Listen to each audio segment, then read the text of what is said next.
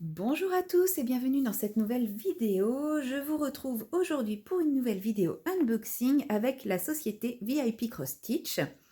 Euh, cette, euh, cette sélection a mis 8 jours pour arriver jusqu'à moi entre le moment où la société l'a validée et le moment où je l'ai reçue.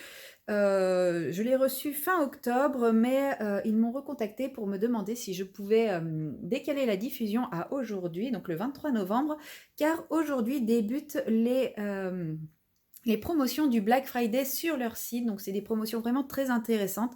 C'est des promotions qui ne vont pas durer très longtemps, donc n'hésitez pas à aller voir si des choses vous intéressent. Et spécialement pour cette période, ils m'ont donné un code promo exceptionnel de 17%. Donc c'est quand même très intéressant, donc n'hésitez pas. Donc le code c'est Lily17, valable uniquement pendant la période du Black Friday. Vous retrouverez toutes les informations du Black Friday en barre de description. Et si jamais vous passez commande en dehors de la période du Black Friday, sachez que mon code Lily10 est toujours valable et vous permet d'avoir 10% sur toute la boutique VIP Cross Stitch. Nous allons déballer ensemble ce colis. Cette vidéo risque d'être assez longue car le colis contient beaucoup de choses. Pour commencer, j'ai ce petit accessoire. Donc ça ne fait pas partie de ma sélection. Quand j'ai déballé mon colis pour m'assurer que tout était en ordre, j'ai découvert ça et pour être honnête, sur le coup, je ne savais pas à quoi ça servait. Donc je suis allée voir sur leur site. Vous retrouverez comme d'habitude les prix au niveau de ma plante. Donc je suis allée voir à quoi ça servait et d'après les photos qu'ils ont mis, ça sert à maintenir les toiles enroulées. Donc je testerai ça avec plaisir sur mes différentes toiles. C'est vrai que je n'avais jamais vu ce genre de petits objets et je me suis, enfin, quand je l'ai déballé, je me suis bien demandé à quoi ça pouvait servir. Donc voilà, je testerai sur mes grandes toiles si ça m'aide à les tenir bien fermées.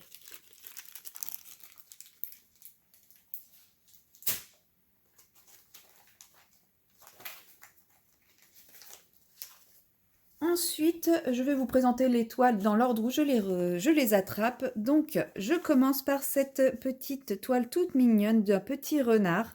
C'est une toile en 14 CT qui fait 20 par 30 cm, donc toujours bord inclus hein, avec cette société. Vous retrouvez toujours le mode d'emploi, enfin comment faire du point de croix au dos du sachet. Et ensuite, à l'intérieur,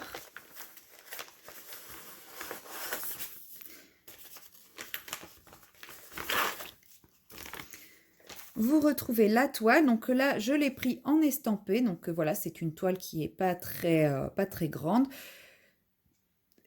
qui n'est pas bloc, mais qui n'est pas confetti non plus, hein, parce qu'on voit, effectivement, les points sont un peu 1 sur 2 à certains endroits, mais en fait, ils se suivent quand même. Enfin, on va pas faire un point, puis rien d'autre autour, donc je pense que le rendu sera quand même assez fin, assez joli. Donc voilà, la toile en estampé, donc elle est plutôt bien lisible. Je regarde là, comme ça, il n'y a pas l'air d'avoir particulièrement de décalage, mais bon, comme toujours, on s'en rend compte au moment où on brode, hein, on ne s'en rend pas forcément compte comme ça quand on regarde de près.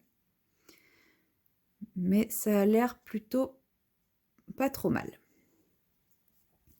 Et puis, ben, les symboles proches ne se ressemblent quand même pas trop ici. Bon, ça va être un petit peu dur de lire si on a une mauvaise visibilité, mais dans l'ensemble, ça se ressemble pas trop, donc ça devrait être quand même assez facile de lire tout ça.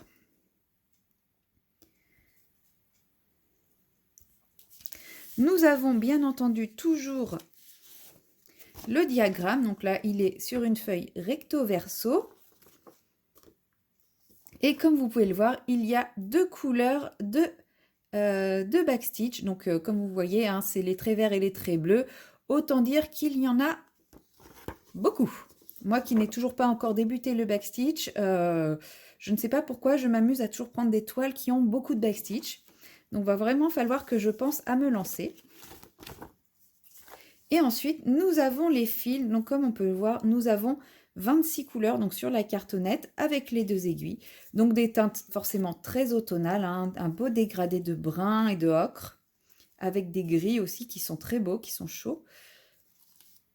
et d'autres teintes dans les teintes beige. Donc ça va donner un rendu vraiment, je pense, avec ce dégradé très très beau, très très automnal. Donc effectivement, là, nous arrivons fin novembre, ce n'est plus trop la période de faire des sujets automnaux, mais bon, comme je vous l'ai dit, hein, c'est une sélection que j'ai passée au mois d'octobre. C'est eux qui m'ont demandé de décaler un petit peu ma vidéo pour mettre en avant les promotions du Black Friday. Donc voilà, ça ne me dérangeait pas de décaler un petit peu. Ces produits-là, bah, je les aurai pour l'année prochaine à l'automne, donc c'est très très bien également. Ensuite, plus dans les 4 saisons, j'ai pris cette toile donc en 22 par 33 cm, bord inclus, toujours en 14 CT, toujours de la même compagnie. Ce sont les petits gnomes que l'on retrouve là à toutes les saisons. Nous avons donc Noël, donc l'hiver Noël, le printemps les fleurs, les papillons, l'été avec les tournesols et l'automne avec les citrouilles. Donc mon objectif de celui-ci, si j'y arrive et si j'ai le temps, sera de réaliser un petit gnome par saison. Mais en fait, c'est pour ça que je dis si j'y arrive et si j'ai le temps, parce que j'ai d'autres projets dans le même style que vous allez voir tout à l'heure. Alors, à la base, voilà, c'était mon petit projet 4 saisons, un petit sujet par saison. Ça me semblait, avec mon rythme de broderie, ça me semblait parfaitement faisable. 3 mois pour réaliser un petit sujet, ça me semblait à peu près abordable. Ils sont ni blocs ni confettis, ça reste des points qui se suivent, même si nous n'avons pas de très gros blocs. Les symboles ont l'air plutôt bien imprimés, ça ne bave pas, parce que souvent les croix vertes comme celle-ci ont tendance à baver. Là, rien à baver, ça a l'air plutôt bien cadré, enfin centré au niveau des symboles. Là, on le voit avec le trait, souvent c'est ceux-là qui nous permettent de bien nous rendre compte. Donc là, ils sont bien au centre de la case. Donc je pense qu'il sera quand même assez sympa à réaliser. Nous avons également le diagramme sur papier glacé. Donc là, le diagramme est sur une feuille A3. Il est réparti sur une feuille A3. Alors, on a juste ceux du bas qui sont un petit peu coupés. J'ai l'impression que ceux du haut aussi, mais bon, ça, c'est pas très grave. Le backstitch, on se doute bien de comment il sera. Comme vous voyez, une fois encore, pardon, ceux du haut qui sont un peu coupés. Comme vous voyez, une fois encore, beaucoup de backstitch. Il va vraiment falloir que je me mette à faire le backstitch. Et nous avons 47 couleurs de full stitch et 3 couleurs de backstitch. Et nous avons une couleur de point de nœud. Donc ça, c'est pareil, point de nœud, je n'en ai jamais fait. Donc il faudra que j'étudie la question. Et je sais que beaucoup remplacent le point de nœud par des perles. Donc je verrai si je fais pareil que tout le monde ou si je me tente le point de nœud. Nous avons toujours la cartonnette avec les fils. Donc nous retrouvons toutes les couleurs. Donc en tout, ça fait 47 couleurs. Si on prend le point de nœud, le backstitch, les couleurs pour broder, nous avons les 2 aiguilles qui sont accrochées dessus. Et au niveau du panel de couleurs, on est quand même sur différentes teintes, puisque nous avons aussi bien de l'été, de l'automne, de l'hiver et du printemps. Donc nous avons des jolis verts. Nous avons des teintes plus rouges orangées pour l'automne et la partie Noël. Du bleu froid aussi pour sûrement... je ne sais plus pour lequel, mais bon voilà, ça nous fait quand même un beau panel de couleurs, mais on reste quand même toujours sur des teintes pas trop peps comme j'aime bien, donc un peu désaturées, j'aime beaucoup ce genre de teinte, donc je pense que ça sera un petit projet que je prendrai grand plaisir à réaliser. Si jamais des personnes sont intéressées par l'idée de réaliser cette toile à plusieurs en se calant sur un personnage par mois, n'hésitez pas à me contacter, on pourra toujours envisager de faire un petit groupe sur WhatsApp, pas sur WhatsApp, sur Instagram, pour le faire ensemble. Ensuite, nous repartons sur les toiles d'automne et plus particulièrement Halloween. En fait, j'ai eu un coup de cœur pour cette toile. J'aime beaucoup les teintes. C'est un motif qui est très simple. Et en fait, j'ai un projet en point compté actuellement. bon, un peu plus maintenant, comme vous l'aurez vu sur une précédente vidéo, j'ai eu un autre projet en point compté depuis. Mais quand j'ai fait ma sélection chez VIP Frosty, je n'avais que mon projet en point compté du petit blason de Pouf Souffle. Donc toujours, hein, c'est toujours la même compagnie, donc nous avons toujours la même présentation. Et j'avais envie, pour quand je l'aurais fini, d'une autre toile en point compté, mais quelque chose d'assez simple. Donc je suis partie sur ce modèle. Donc vous voyez, la toile est totalement vierge, elle est blanche. Nous avons les 7 couleurs qui sont magnifiques, hein, toujours des teintes un peu désaturées, donc forcément j'ai craqué sur les couleurs. Au final, il n'y a que 7 couleurs, donc je me dis que ça ne sera pas trop compliqué à réaliser non plus.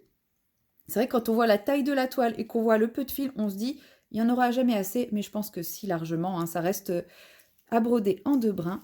Et là, nous avons le diagramme en teinte réelle, donc qui est bien grand, bien lisible.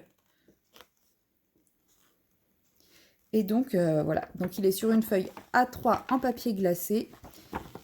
Et du coup, celui-ci, bah, je vais attendre l'année prochaine pour le réaliser, parce que là, je suis plus du tout dans l'état d'esprit automne Halloween. Mais je suis quand même très contente de l'avoir. Enfin, je dis que je vais attendre l'année prochaine, mais je me connais, je suis capable de la débuter au printemps, parce que j'aurai pas d'autres projets en point compté qui me tenteront. Et celle-ci est capable de me durer 1 ou 2 ans sans que ça me pose problème de ne pas être dans le thème de la saison. En tout cas, aujourd'hui, c'est pas celle-ci que j'ai forcément envie d'entamer, mais je sais que je l'entamerai un moment ou à un autre dans le courant de l'année 2024. Nous repartons sur une petite toile de gnome, donc celle-ci uniquement en mode Noël. Donc c'est 4 gnomes de Noël, toujours en 14 CT, du 22 par 30. Donc là, c'est une toile estampée, toujours la même compagnie. Je ne fais pas forcément exprès de choisir des toiles de cette compagnie-là, mais c'est vrai que les modèles qui me plaisent viennent souvent de cette compagnie, donc tant mieux, parce que c'est une compagnie qui est quand même de relativement bonne qualité, avec des conversions qui sont plutôt réussies, donc tant mieux à chaque fois. Donc nous retrouvons nos 4 petits gnomes à broder, avec un petit peu, beaucoup de backstitch comme d'habitude. Donc là, nous avons 25 couleurs, plus du French Knot, plus 3 couleurs de backstitch. Donc on voit la légende ici sur le tour de la toile et on la retrouve également sur le diagramme. Nous avons des couleurs qui forcément sont très Noël. En tout cas, pour moi, ce sont mes teintes de Noël. Hein, du vert, du rouge, du gris, des couleurs pas trop flashantes. Hein, nous avons bien entendu quelques teintes pour la peau. Mais c'est pareil, ça reste des couleurs un peu désaturées. C'est vraiment les couleurs que j'aime. Là, moi, quand je vois ça, c'est clair que voilà, tout de suite, dans ma tête, c'est Noël, quoi. C'est vraiment les teintes de Noël pour moi, donc j'ai vraiment hâte. Je pense que je vais la faire en décembre si j'ai réussi à terminer mes autres petits projets. Je vais au moins la débuter en décembre. Et ensuite, nous avons donc le diagramme. Les 2 premiers. Donc là, nous sommes sur une seule feuille A4 recto verso. Donc nous avons les 2 premiers gnomes avec tout le backstitch, les petits points de nœud. Et les personnages du bas, pareil, le diagramme qui est bien lisible et tout le backstitch qui est bien visible également. Ça ne sera pas les couleurs réelles. Le backstitch n'est pas fait aux couleurs réelles, contrairement au reste où ce sera les couleurs réelles. Donc vraiment, enfin voilà, une fois encore, j'ai pris plein de backstitch, mais c'est pas grave. Et la dernière toile que vous avez sûrement vu passer sur énormément de chaînes, c'est celle-ci. J'ai eu un coup de cœur pour cette toile des 4 saisons. En fait, elle est vraiment jolie. C'est une très belle toile, hein, parce qu'elle fait quand même 45 par 31 cm, donc ce n'est pas petit. Je l'ai pris en 14 CT. Sachez qu'elle existe aussi en 11 CT, celle-ci, mais elle est plus chère en 11 CT qu'en 14 CT. Et moi, je me suis rendu compte que je préférais quand même broder le 14 CT. Donc cette toile-là, en fait, beaucoup l'ont présentée et Ch'tizaz a proposé de faire un groupe pour en faire un sale. C'est pour ça que je vous ai dit que les gnomes des 4 saisons, je ne sais pas si je vais les réaliser puisque je vais rejoindre le groupe pour faire celle-ci en salle. Donc je vais quand même peut-être me concentrer sur celle-ci d'abord et si la motivation me prend, je ferai les petits gnomes en plus parce que Une saison, ça représente quand même une certaine zone. Je vais vous l'ouvrir pour vous montrer.